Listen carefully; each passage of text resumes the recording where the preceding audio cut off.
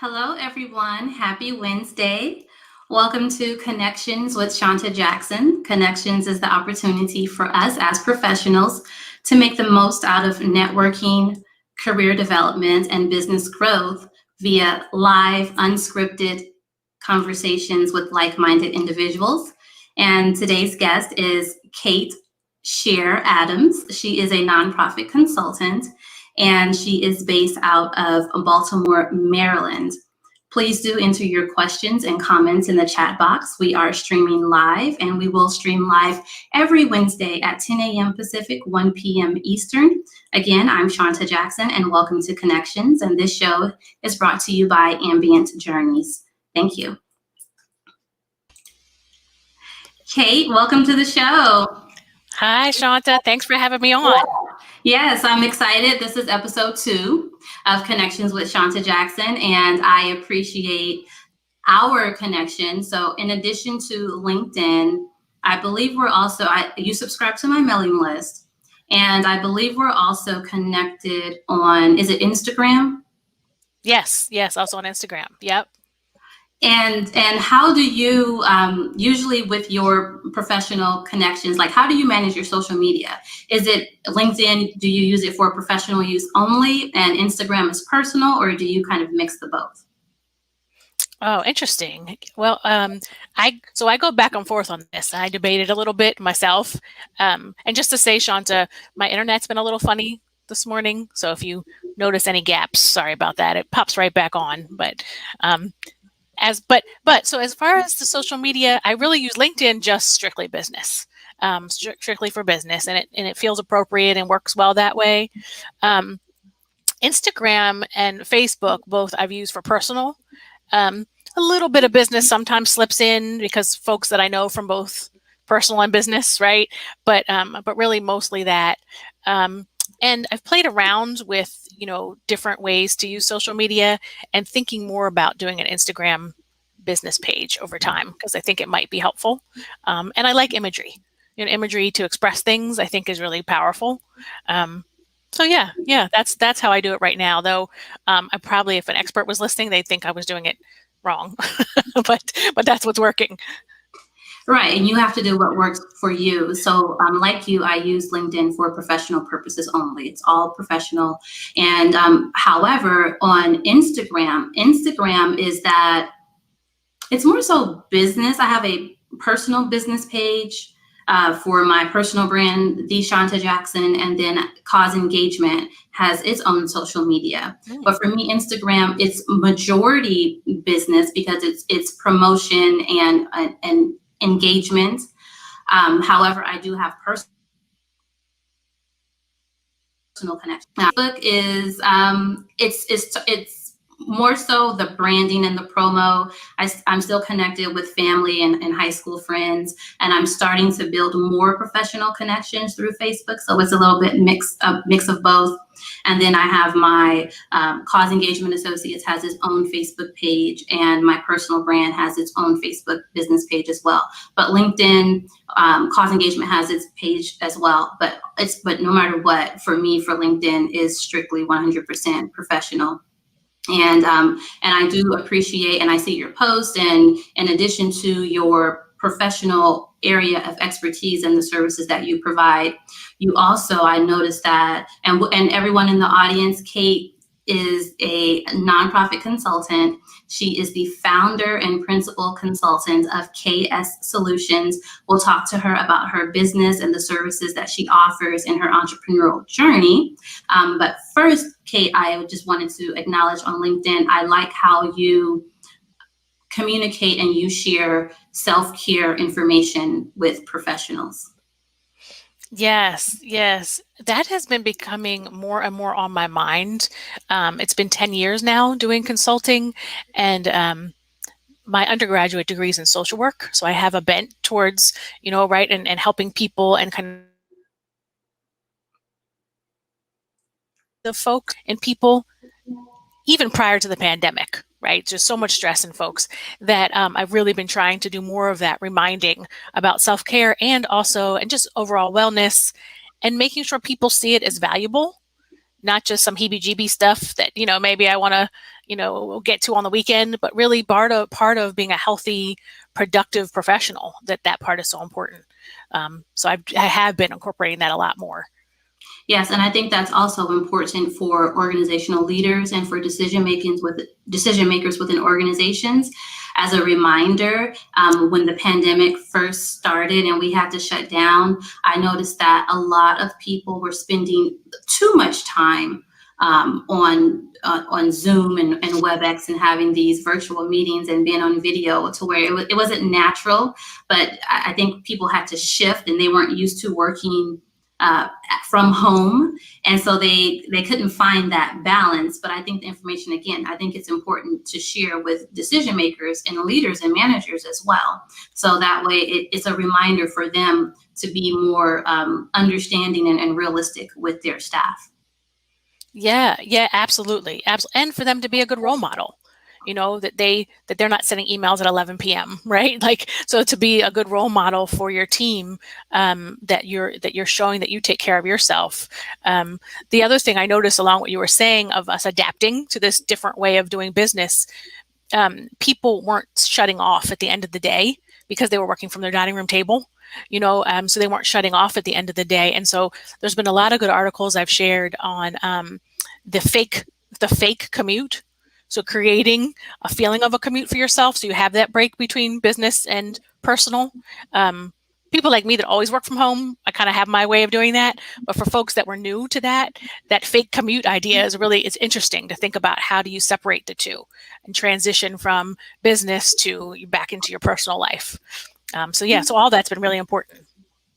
So speaking of working from home, tell us a little bit about your business, KS Solution, and just the services that you offer. Oh, sure. So KS Solutions Consulting, we work with both nonprofit organizations and government agencies, and some large, like a university, some smaller, and all different sizes of nonprofit organizations. What I say to sum up the work that we do is that we focus on people and planning, because that's sort of an easy way to incorporate all that we do. But our focus is always people-centered, right? So what do the people who are creating the culture of the organization need, and making sure that those needs are met, kind of going back to that self-care conversation, right? So on the people side, we really focus on professional development, so training, that kind of thing, coaching, organizational development. How's the organization running? Are the right people in the right places? And supporting that. And on the planning side, we do a lot with strategic planning, project management. We do a lot of facilitation, so facilitating groups of people who are coming to decisions and working together. We do some work with volunteer and other stakeholder engagement, volunteers and boards. So all of that. And when I say we, I have one employee myself in the organization, and then I partner with lots of other people and bring them on as associate consultants, or to support in some way. Shawnta being one of them, who's very dynamic and amazing in the area of public health and data, and has been a huge support in various projects. So I appreciate that from Cause Engagement Associates. So it really works well to have people like you, Shawnta, and other folks that are really skilled and then can be partners on these projects, so that we've got the right robust team project what the client might need. And thank you for that. And I have a question about strategic planning, but for those of you who are joining in, or who are just joining us, I'm speaking with my LinkedIn connection and colleague, Kate Scherr-Adams, Kate Scherr-Adams, and she is a nonprofit consultant, and she is the owner or principal consultant of KS Solutions. And Kate and I, we originally met through Maryland Nonprofits. Is that? Yeah, so Kate and I both serve as associate consultants. And so let's talk about our business structure. So just in case you all are wondering, from Cause Engagement Associates, it is I'm a single member LLC, and I am a woman-owned small business, MBE, Minority Business Enterprise certified. And Kate, I'll ask you about that as well, because I know you are also a woman-owned business. Do you have the MBE certification? I do. For the state of Maryland, I do. Yes. Okay. And so what we do usually so the various type of clients, so sometimes the larger organizations, they'll reach out to the smaller companies for assistance as subcontractors. So Kate and I both serve as subcontractors or associate consultants to Maryland nonprofits. And usually my work with Maryland nonprofits is community engagement, needs assessment, that data collection, or even the stakeholder engagement portion. And from my understanding, your work is mostly strategic planning as it relates to Maryland nonprofits. Yeah, strategic planning, goal setting, and a little bit of work with some startup organizations as well. Okay, and so back to the NBE status. What is, like, how do you define diversity, equity, and inclusion? How do you define that? So two-part questions. How do you define that? And then also, as far as your designation as a woman-owned business, minority business enterprise, how have you benefited or not benefited thus far with your business? Interesting. So in terms of diversity, equity, and inclusion, I define that as really the backbone to success. Without incorporating all the lived experiences and all the expertise that people have, we're not going to move ahead properly as a nonprofit. We can't be an all white-led, white consultant, right? Leading organizations that are serving all types of people. So that part is really important. And as I get to be better and read more and understand more, I'm better at helping my clients. I've always really tried to infuse that into the work, but better at now helping my clients see where they need to grow and they need to learn and how they need to listen to other voices. And we can't just say, oh, our board's not diverse enough. Let's bring on one person of color and think we're done, right? Like really believing in the idea of diversity, equity, and inclusion being the thing that lifts us and progresses us from where we are to where we want to be as an organization and as society overall. So that's just so important. And helping, and the organizations that are so open to learning that, some are more reticent, or if they do a little bit and think they're doing enough, but others are very open to really wanting to take this on, and they're really great to work with in that way. So that's my answer to that part of the question. There's a lot to say about that, but that's part of it. And I would say the nonprofit sector as well as government have a lot of work to do in that area. So saying that also. The MBE is interesting because I'd always heard that it wasn't as powerful as it should be for people of color. And so I've been interested in kind of seeing how that works. I have not. It was worth doing. I will put that out. There was a lot of work up front, but not hard to keep it up. So if you're considering doing it, it's a lot of paperwork up front. But then afterwards, it's not very hard. The annual, what's required of you annually. Really, I haven't gotten a lot of work directly because of that. I always put it in proposals just in case people that have a grant requirement or they're looking to support minority business enterprises. In my case, women-owned business. I've a couple subcontracted things where there was a larger grant and they needed to make sure that they had enough of it spent on MBEs. I was able to be involved with that. A lot of the projects are outside the scope of the work that we do that I see that come across. So we haven't done a lot. A lot are looking for material things. They want to purchase things, or they want people to, temporary workers. So not things that we do. So it's been a mixed bag, right? I think it's worth having because there are things that pop up, but it's definitely not the backbone for us of our work by any means. I agree. I have the same experience. My business, Cause Engagement Associates, was established in 2015.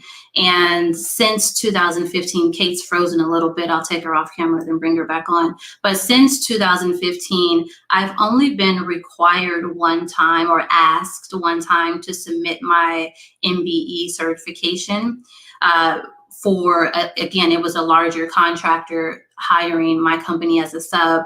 However, I guess it depends on who your clients are. in the federal space, that's where I see the MBE designation. And even with state contracts, I see women and minority owned companies are encouraged to apply.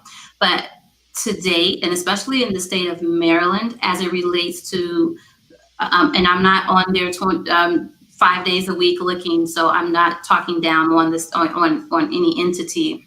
But based off of my experience, I really haven't seen any set asides for minority, for MBE designated or for women owned or small businesses.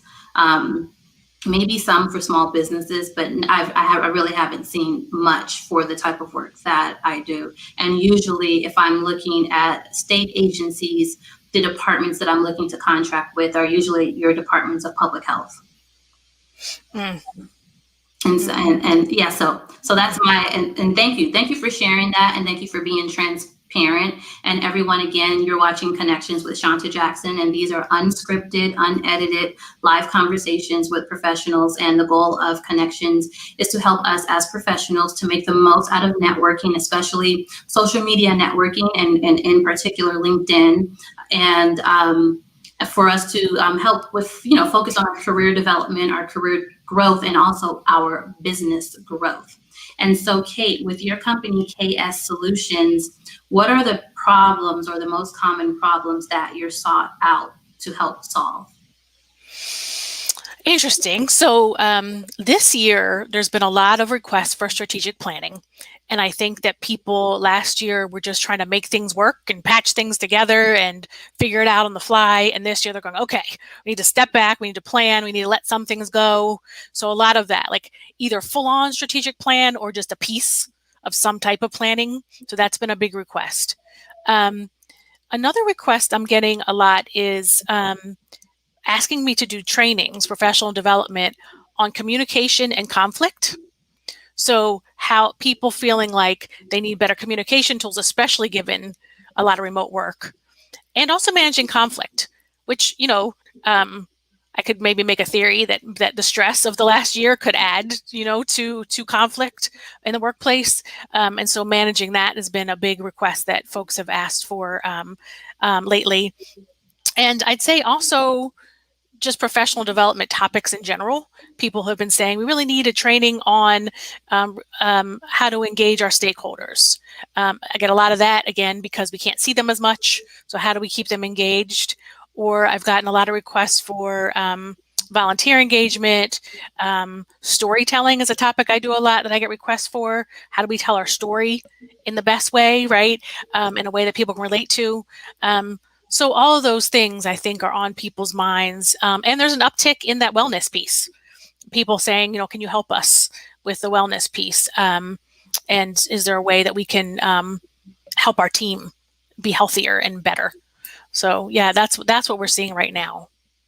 And thanks for that, Kate. And for everyone that's watching, this is also, I'm hoping you're taking notes. And Kate just told you what's being requested for her company for services. And with all of the organizations across this nation, there's not, her company, KS Solutions, she can't handle all of the business. And so this is just kind of like a hint, True. Right. Yeah. Maybe update your capability statement and your services if something, and that's something that we have to do ongoing anyway, as service providers, as consultants. You might have your certain niche or your area of expertise.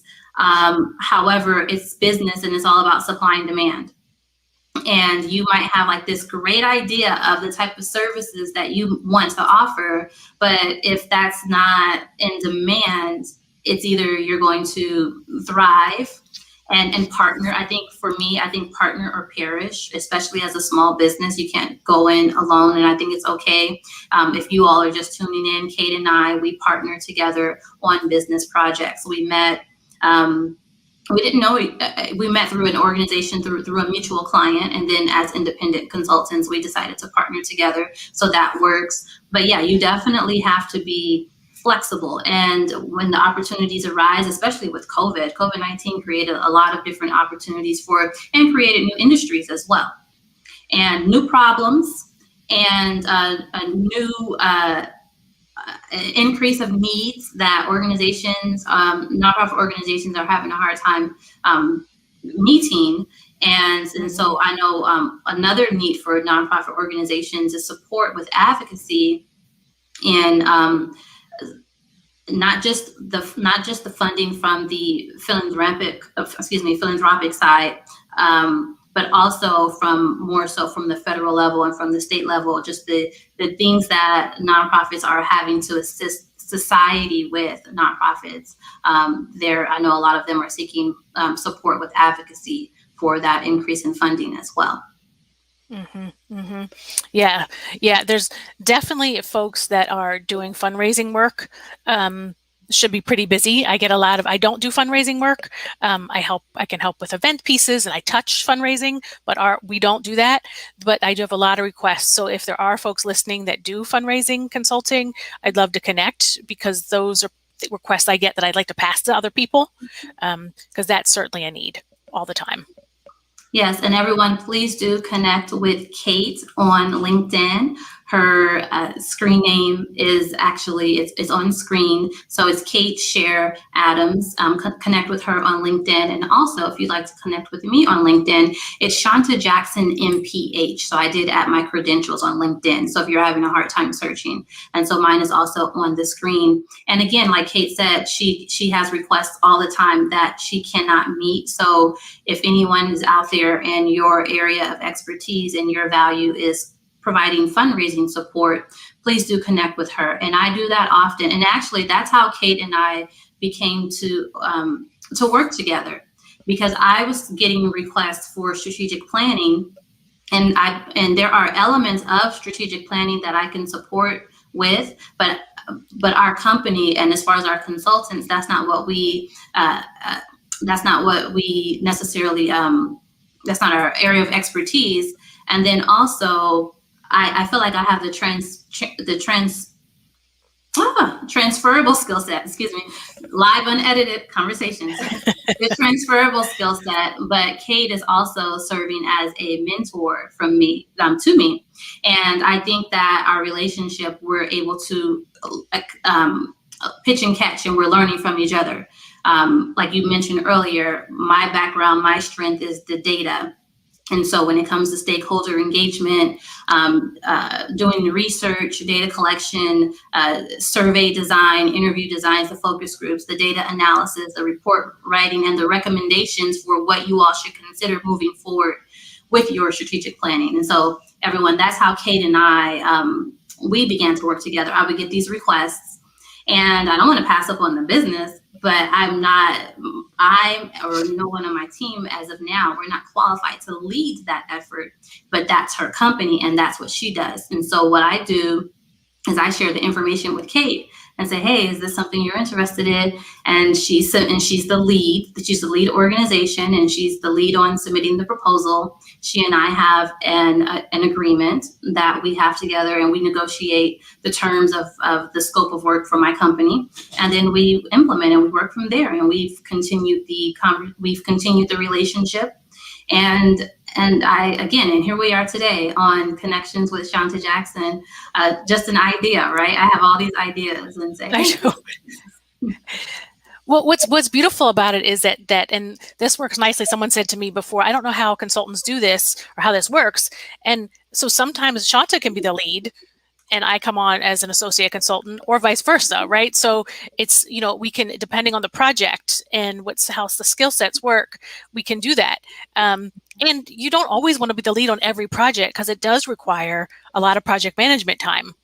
So it's nice to be able to be the support on a project at times, and not always be the lead. So it's been a really nice balance.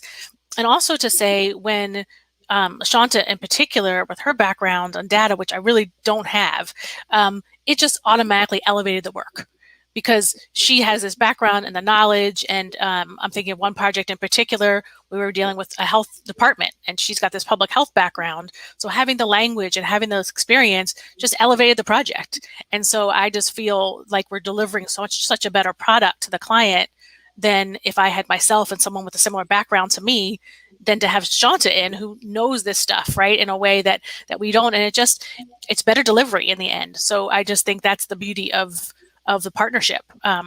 And both women and independent business owners were supporting each other's business as well. And at the same time, delivering a better product to the client, which is the goal.